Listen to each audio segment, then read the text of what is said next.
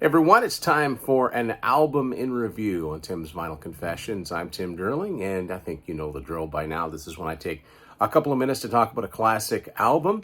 And today I'm going back to 1976 to talk about the fourth Lynyrd Skynyrd album called Gimme Back My Bullets. This is my old MCA CD because, you know, they were working for MCA. This album's really interesting. It usually comes in the least favorite of the classic five albums that they put out in the 70s before the plane crash and before that, well, the original band, the best known lineup of the band. Actually, this one, they're down to a six-piece because they had been a seven-piece. Guitar player Ed King had left and they hadn't yet gotten Steve Gaines, but still good Gary Rosington and Alan Collins.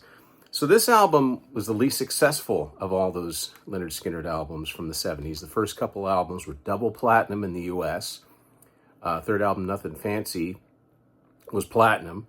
The live album, One More from the Road, was a platinum seller, as was their final album, Street Survivors, in 77. This album took 5 years to certify gold. It didn't go gold until 1981. So it was a slow climber there. And I think maybe one of the reasons might be it's the only one of those five albums that didn't have a top 40 single. All of those other albums had at least one top 40 single on them, even though they certainly weren't known as a singles band. Closest they came is actually one of my favorite Lynyrd Skynyrd songs, Double Trouble. It only hit number 80.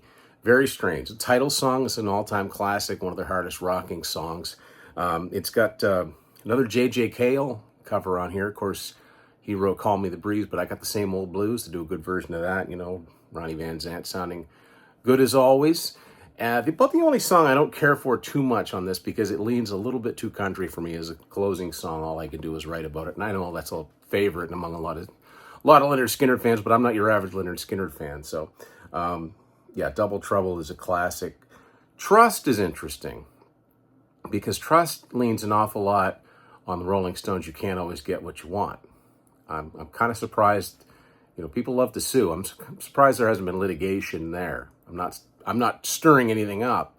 I'm sure people have heard it and thought it before. But anyway, if you haven't listened to this one in a while, give it another listen. One good thing about it, it doesn't have any radio staples that have been beaten to death by classic rock radio. So get yourself Gimme Back My Bullets and throw it on.